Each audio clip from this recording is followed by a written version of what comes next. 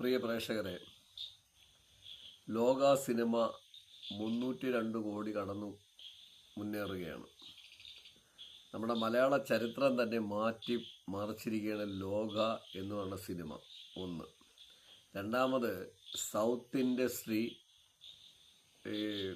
Super സ്റ്റാറുകളുടെ അല്ലാതെ തന്നെ നമ്മളെ വലിയ സിനിമകൾ വരും, അല്ലെങ്കിൽ സൗത്ത് ഇന്ത്യൻ ഇൻഡസ്ട്രി മൊത്തത്തിൽ വലിയ ബിസിനസ്സായി മാറുമെന്ന് ഞാൻ പല പ്രാവശ്യം പറഞ്ഞു കഴിഞ്ഞു. ഇപ്പോൾ ഈ 2 മാസം കൊണ്ട് സൗത്ത് ഇൻഡസ്ട്രിയിൽ ഏകദേശം 5000 കോടി രൂപയുടെ ബിസിനസ് ബൂം ബാസ്റ്റ് ചെയ്തിട്ടുണ്ട്. ഫിലിം ഫീൽഡിൻ്റെ കാര്യമാണ് പറയുന്നത്. ബൂം ബാസ്റ്റ് ചെയ്തിട്ടുണ്ട്. അപ്പോൾ അത് ഞാൻ പറഞ്ഞു എന്നുള്ളേ ഉള്ളൂ. ഞാനിത് ഇനിയും തുടർന്ന് പറഞ്ഞുകൊണ്ടിരിക്കും. അപ്പോൾ മലയാളത്തിൻ്റെ രോമാഞ്ചം, മലയാളത്തിൻ്റെ യശസ്സുയർത്തി, മലയാള സിനിമയെ തന്നെ വേറൊരു പീക്ക് ലെവലിലോട്ട് കൊണ്ടെത്തിക്കാൻ പറ്റുമെന്ന് ഒരു മുന്തിയ താരങ്ങളില്ലാതെ തെളിയിച്ച സിനിമയാണ് ലോക ചാപ്റ്റർ 1 ചന്ദ്ര. അപ്പോൾ ഈ സിനിമ 302 കോടി രൂപ ക്രോസ് ചെയ്തിരിക്കുന്ന ഈ ദിവസത്തിൽ ഞാൻ ഇതിൻ്റെ എല്ലാ അണിയറ പ്രവർത്തകർക്കും പ്രിയ പ്രേക്ഷകർക്കും എല്ലാവർക്കും തികഞ്ഞ അഭിനന്ദനം അറിയിക്കുകയാണ്.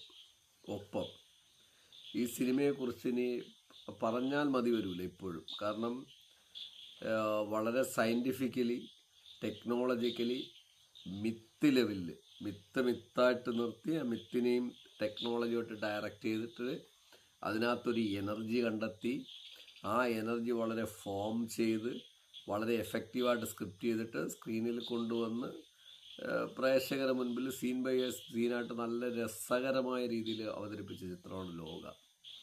പിന്നെ അതിലുപരി ഒരു star of value, standup of value ഒന്നുമില്ലാത്ത ഒരു നടി, ഒരു നമ്മുടെ പ്രിയദർശൻ്റെ കല്യാണി പ്രിയദർശൻ എന്ന് പറയുന്ന ഒരു പാവം കുട്ടി, ഒരു സാധാ കുട്ടി. പാവം എന്ന് ഉദ്ദേശിച്ചത് മറ്റേ പാവമല്ല, എത്രയൊക്കെ അഭിനയിച്ചിട്ട് ഞാനിങ്ങനെ ജീവിക്കുന്ന ഒരാളാണെന്ന് പറയുന്ന ഒരു കുട്ടി 30ാമത്തെ വയസ്സിൽ എടുത്തിരിക്കുന്ന ഒരു ബെസ്റ്റ് ബൈ ബെസ്റ്റ് ക്യാരക്ടർ കിട്ടി. ആ ക്യാരക്ടർ വിജയിപ്പിച്ച, ആ ക്യാരക്ടർ നന്നായിട്ട് പെർഫോം ചെയ്ത് ഒപ്പം മറ്റു എല്ലാവരും വിജയിപ്പിച്ചിരിക്കുന്ന ചിത്രമാണ് ലോക. അങ്ങനെ മലയാളത്തിൽ നിന്നൊരു പെൺപുലി ഉയർത്തെഴുന്നേറ്റിരിക്കുന്നു എന്ന് പറഞ്ഞാൽ വലിയ പേരോ, ഇപ്പം നമ്മൾ എക്സാമ്പിൾ പറഞ്ഞ മഞ്ജു വാര്യർ അഭിനയിച്ച് തെളിയിച്ചിട്ടിരിക്കുന്ന നടിയാണ്.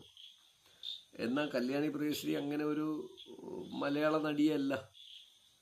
പക്ഷെ അവരിൽ കൂടി, ഒരു ലേഡിയിൽ കൂടി, ഒരു പെൺകുട്ടിയിൽ കൂടി അവർ ലോകം കീഴടക്കുന്ന ലെവലിലോട്ടാണ് നമ്മൾ മലയാളം ഇൻഡസ്ട്രി കുത്തിയൊതിച്ച് എല്ലാ റെക്കോർഡുകളും ഭേദിച്ച് പിന്നെ ഒരു കടൽ പോലെ ഒഴുകിപ്പോകുന്ന ഒരു ലെവല് കണ്ട സിനിമയല്ലേ ലോക, അല്ലേ? ഒരു കടൽ പോലെ ഒഴുകിയല്ലേ ഈ സിനിമ. അങ്ങനെയല്ലേ ഇതിനെ പറയേണ്ടതുള്ളൂ. കാരണം ഇതുവരെ എത്ര മലയാള ഇൻഡസ്ട്രിയിൽ സിനിമ സ്റ്റാർട്ട് ചെയ്തിട്ട് 80-90 വർഷമായി. ഇതുവരെ ഇല്ലാത്ത രീതിയിൽ ഒരു പടം, ഒരു സാധാ ഒരു ലേഡി കുട്ടിയെ വെച്ചിട്ട്, അങ്ങനെ തന്നെ എന്നെ പറയേണ്ടി വരും, ഒരു വലിയ ലേഡി, ഒരു കുട്ടി ലേഡിയും കുഴിച്ചിട്ട് ഇതുവരെയുള്ള ഈ 90 വർഷത്തെ ചരിത്രം കംപ്ലീറ്റ് തിരുത്തി ദൂരെ അറിഞ്ഞില്ലേ? അതൊരു വമ്പം പരിപാടിയല്ലേ? അപ്പോൾ അങ്ങനെ മുന്നേറിക്കൊണ്ടിരിക്കുന്ന ഈ മലയാള സിനിമയുടെ മുന്നോട്ട് പോക്കിൻ്റെ ചരിത്രം ഇങ്ങനെയാണെങ്കിൽ അതിനെയെല്ലാം വളരെ സിമ്പിളായിട്ട് ഒന്നും പ്രൂഫ് ചെയ്യാത്തൊരു കുട്ടിക്ക് മുന്നോട്ട് കൊണ്ടുപോകാമെങ്കിൽ, അതൊരു പെൺകുട്ടിക്ക് 30 വയസ്സായിട്ടേ ഉള്ളൂ, കൊണ്ടുപോകാമെങ്കിൽ ഞാൻ എൻ്റെ പ്രേക്ഷകരുടെ അടുത്ത് എല്ലായിടത്തും ചോദിക്കുകയാണ്, അല്ലെങ്കിൽ എല്ലായിടത്തും പറയുകയാണ്, നിങ്ങളുടെ കുട്ടികളെയൊക്കെ നിങ്ങൾ എന്തിനാണ് പഠിപ്പിക്കുന്നത്? നിങ്ങൾ ഇപ്പോഴും നമ്മുടെ നാട്ടിൽ കണ്ടുവരുന്ന സ്കൂളുകളുടെ ആയാലും പാരൻസിൻ്റെ ആയാലും എല്ലാവരുടെയും കാഴ്ചപ്പാടെന്താണ്? കുട്ടികളുടെ കഴിവിനെ ഡെവലപ്പ് ചെയ്യുകയല്ല. ഇപ്പോൾ ഒരു സയൻസ് നന്നായിട്ട് പഠിക്കുന്ന കുട്ടിയുടെ സയൻസിന് ഡെവലപ്പ് ചെയ്യുകയല്ല ചെയ്യണേ. ആ കുട്ടി ഓൾ ഓഫ് ലെവലിൽ മാർക്ക് എത്ര വാങ്ങിയെന്നാണ് നോക്കണം. മാർക്കാണ് വാല്യൂ ആയിട്ട് കാണിക്കണം. ഒന്ന്, ആ കുട്ടിക്ക് ഒരു സയൻസ് ഹെവി ലെവലിൽ നിൽക്കുന്ന കുട്ടിക്ക് ഹിസ്റ്ററിയിൽ വളരെ ബാക്കായിരിക്കും. ഇനി ഇല്ലെങ്കിൽ അവൾ ഹിസ്റ്ററി 90-ൽ 100-ൽ 90 വാങ്ങിച്ചാൽ ചുമ്മാ പഠിച്ച് വാങ്ങണതായിരിക്കും. ഐക്യം ഉള്ളതുകൊണ്ട് മാത്രമേ വാങ്ങണത്, ഇൻട്രസ്റ്റ് ഉണ്ടാവില്ല. ഒപ്പം തന്നെ ഇത് എക്സാമ്പിൾ ഞാൻ സയൻസിനെ കുറിച്ച് പറഞ്ഞാണ്. ഒരേ ബെഞ്ചിൽ നാളെ ഒരു സിനിമാ നടിയാവേണ്ട കുട്ടിയെ പഠനത്തിൻ്റെ, അതായത് പഠിക്കുന്ന കുട്ടി തന്നെ ആയിരിക്കും, പക്ഷെ അവളുടെ ആഗ്രഹം ഫിലിം ആർട്ടിസ്റ്റ് ആയിരിക്കും, അല്ലെങ്കിൽ അവൻ്റെ ആഗ്രഹം സിനിമാ നടനാകുകയായിരിക്കും. അത് പഠനത്തിന് ഒപ്പം ജോലിക്കൊപ്പം നാളെ അതിനുവേണ്ടി പരിശ്രമിക്കേണ്ട ഒരു കുട്ടി അതിനെല്ലാം നിർത്തിയിട്ട് വെറും ജോലിക്ക് വേണ്ടി പഠിപ്പിക്കുന്ന ഒരു എഡ്യൂക്കേഷൻ സിസ്റ്റം തന്നെയാണ് നമ്മളത്. നാളെ ഒരു സ്പോർട്സ് താരമാകേണ്ട, അല്ലെങ്കിൽ നാളെ നമ്മുടെ രാജ്യം ഭരിക്കേണ്ട, നമ്മുടെ ഒരു മന്ത്രിയാകേണ്ട, അല്ലെങ്കിൽ നല്ലൊരു ജേർണലിസ്റ്റ് ആകേണ്ട, അല്ലെങ്കിൽ ഒരു നല്ലൊരു എഞ്ചിനീയർ ആകേണ്ട, നല്ലൊരു ഡോക്ടർ ആകേണ്ട. ഡോക്ടറൊക്കെ എന്ന് പറഞ്ഞാൽ നമ്മൾ ഈ ജോലി ചെയ്യണവരെ ഒന്നും ഞാൻ ഡോക്ടറായിട്ട് കണക്കാക്കൂല കേട്ടോ. ശമ്പളത്തിന് ജോലി ചെയ്യണവരൊന്നും ഡോക്ടേഴ്സ് ഒന്നും അല്ല. അത് അവൻ ജോലിക്ക് വേണ്ടി പഠിച്ചവനാണ്, ആ ജോലിക്ക് വേണ്ടി പഠിച്ചവളാണ്, വിഡ്ഢിക്കഴുതകളാണ്. ഒരു ഡോക്ടർ ആവണമെന്ന് പറഞ്ഞാൽ എന്താണ്? ആ ഡോക്ടർ മെഡിസിൻ്റെ റിസർച്ചിൻ്റെ ഒരു കേന്ദ്രമായിരിക്കണം. അല്ലാതെ കമ്പനിക്കാരൻ കൊണ്ട് കൊടുക്കുന്ന മരുന്നിനെ കുറിച്ച് പഠിച്ചിട്ട് മെഡിസിൻ എനിക്ക് വേണ്ടി എഴുതാൻ ആർക്കാണ് പറ്റാത്തത്? അതിന് ഇത്രയും എഡ്യൂക്കേഷനൊന്നും വേണ്ട. നമ്മൾ സ്കൂളിൽ നല്ലപോലെ സയൻസ് പഠിക്കുന്ന കുട്ടിക്ക് പറഞ്ഞു കൊടുത്താൽ കുട്ടി ചെയ്യുള്ളൂ, ഈ പണി ചെയ്യും. പിന്നെ സർജറിയൊക്കെ ചെയ്യണ കാര്യവും, സർജറിയൊക്കെ ചെയ്യുമ്പോൾ അതിൻ്റെതായ നോളജ് വേണം, ഇല്ലെന്ന് പറയണില്ല. പക്ഷെ അപ്പോഴും സർജറി ചെയ്യണേ എങ്ങനെയാണ്? ആരോ പഠിപ്പിച്ച കാര്യങ്ങൾ ചെയ്യുന്നതിന് പകരം അത് അതിൻ്റെ റൂട്ടിൽ പോയിക്കൊണ്ടിരിക്കുകയും നിങ്ങൾ നിങ്ങളുടേതായ ക്രിയേറ്റിവിറ്റി ഉണ്ടാവുകയും ആ ലെവലിൽ പലതും കണ്ടുപിടിച്ച് പുതിയ സർജിക്കൽ ലെവലിൽ കാര്യങ്ങൾ മുന്നോട്ട് കൊണ്ടുപോകുമ്പോഴല്ലേ നിങ്ങൾ ഡോക്ടറാവുന്നത്. അല്ലാത്തവരെയൊന്നും നമുക്കത് കണക്കാക്കാൻ എനിക്കറിയില്ല, ഞാൻ കണക്കാക്കാറില്ല. അല്ലാത്തവർ എൻ്റെ ഒരു മുതലാളിയുടെ കീഴിൽ തൊഴിലാളിയായിട്ട് ജോലി ചെയ്യണു, വലിയ ശമ്പളം കിട്ടണം, ജനത്തിന് അത് ആവശ്യമുണ്ട്, ഉപയോഗിക്കണം എന്നുള്ളതേ ഉള്ളൂ. അപ്പം ഞാൻ പറയുന്നത് കുട്ടികളെ എങ്ങനെ മാറ്റേണ്ടതുണ്ടെന്നാണ്. ഇപ്പോൾ ഈ പടത്തിന് സ്ക്രിപ്റ്റ് ചെയ്തിരിക്കുന്ന ഒരു പെൺകുട്ടിയാണ്. ആ പെൺകുട്ടിയുടെ വാല്യൂ ഇന്ന് നോക്കണം നിങ്ങൾ.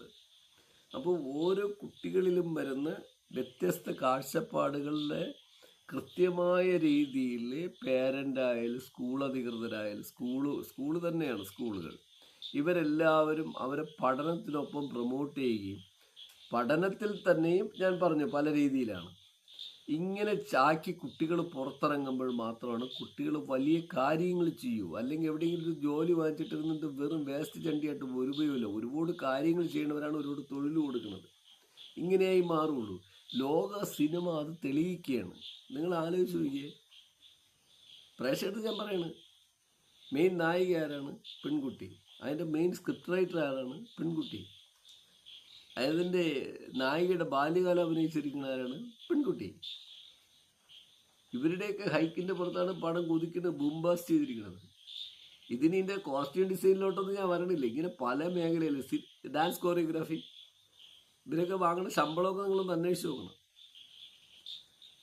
അങ്ങനെ ഇങ്ങനെ വ്യത്യസ്തമായിട്ട് നിൽക്കുകയാണ്. നിങ്ങളുടെ സ്പോർട്സ് എടുക്ക്, ആർട്സ് എടുക്ക്, സയൻസ് എടുക്ക്, മറ്റ് പല മേഖല, IT ഫീൽഡ് എടുക്ക്. അങ്ങനെ കുട്ടികളെ എസ്റ്റാബ്ലിഷ് ചെയ്യണം, അവർ തുറന്നങ്ങോട്ട് വിടണം, ഓപ്പൺ ചെയ്യണം. സ്കൂളുകളിൽ എഡ്യൂക്കേഷനൊപ്പം ഓപ്പൺ ചെയ്യണം. അവർക്ക് വർക്ക് ചെയ്യാൻ അവസരം ഒരുക്കി കൊടുക്കണം. അങ്ങനെ അവസരം ഒരുക്കി കൊടുത്താൽ എങ്ങനെ എത്തുമെന്ന് പറയുന്ന ഒരു സിനിമയാണ് ലോക. അതാണ് ഞാൻ ലോക സിനിമയെക്കുറിച്ച് ഇപ്പോഴും നിങ്ങൾ സംസാരിക്കുന്നത്. അങ്ങനെ ഒരുക്കി കൊടുത്തത് കൊണ്ട് മാത്രമാണ് ഇന്ന് സിനിമ ഉണ്ടാകുക. ഈ സിനിമ മലയാള ഇൻഡസ്ട്രിയുടെ കുത്തുക അട്ടിറ്റ പ്രമാണിത്തം മൊത്തം അടിച്ചു ഉടയ്ക്കുകയും ടോപ്പ് ലെവലിലോട്ടും പോയത്. ആ ടോപ്പ് ലെവലിലോട്ട് പോവുകയും 302 കോടി രൂപയ്ക്ക് മുകളിൽ തിയേറ്റർ കളക്ഷൻ മാത്രം. ഇനി സാറ്റലൈറ്റ് വരാൻ കിടക്കണം. എൻ്റെ കണക്കൂട്ടിൽ 110 കോടിയെങ്കിലും സാറ്റലൈറ്റ് പോകും. അതായത് ആമസോൺ പ്രൈമും മറ്റേ മ്യൂസിക്കും എല്ലാം കൂടെ ഒരു 110 കോടി രൂപ. അങ്ങനെ ഒരു 400-450 കോടി രൂപയിൽ ഈ സിനിമ എത്തുമെന്നാണ് എൻ്റെ കണക്കൂട്ടൽ. അങ്ങനെ എത്തപ്പെടാൻ കരുതി ഓപ്പർച്യൂണിറ്റി ഒരുക്കിയ എല്ലാവർക്കും എൻ്റെ അഭിനന്ദനങ്ങൾ. ഒപ്പം തന്നെ കുട്ടികളുടെ എല്ലാ സ്കില്ലുകളെയും നിങ്ങൾ ചവിട്ടി തുറന്ന് പുറത്തു വിടണം. വെറും ജോലി എന്ന് പറയുന്ന കൺസെപ്റ്റിൽ നിന്ന് മാറി ചവിട്ടി തുറന്ന് പുറത്തു വിടൂ. അവരെ ഒരു ജോലി സൈഡായിട്ട് ചെയ്യട്ടെ, അവരെ ലോകത്തെത്തുമ്പോൾ അവർ തുറന്നു പോട്ടെ എന്ന് അറിയിച്ചുകൊണ്ട് മലയാള സിനിമയുടെ രോമാഞ്ച കഞ്ചുത രഞ്ജുത ലഞ്ജുത എന്നൊക്കെ പറയാം ചുമ്മാ. അങ്ങനെ ആ ലെവലിലോട്ടെത്തിയ വേറെ ലെവലിൽ നമ്മളെ കൊണ്ടെത്തിച്ച ഇൻഡസ്ട്രിയിലെ എല്ലാ മിടുക്കികൾക്കും മിടുക്കന്മാർക്കും ഒരിക്കൽ കൂടി അഭിനന്ദനങ്ങൾ അറിയിച്ചുകൊണ്ട് ഇനി ഇതുപോലുള്ള സൗത്ത് ഇന്ത്യൻ ഇൻഡസ്ട്രി എന്നാലും ഇന്ത്യൻ ഇൻഡസ്ട്രി എന്നാലും 1000 ചിത്രങ്ങൾ വരട്ടെ എന്ന് ആശംസിച്ചുകൊണ്ടും എല്ലാവിധ അഭിനന്ദനങ്ങളും 302 കോടി എത്തി നിൽക്കുന്ന സിനിമയ്ക്ക് എൻ്റെ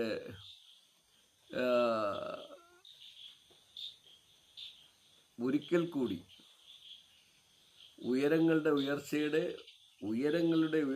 അഭിനന്ദനങ്ങൾ അറിയിച്ചുകൊണ്ടും കുതിക്കട്ടെ ലോകയും നീലിയും പാർട്ട് 2-ലും പാർട്ട് 3-ലും പാർട്ട് 4-ലും പാർട്ട് 5-ലും സിനിമാ ലോകവും. Signing off, നൊബക്സോളോ.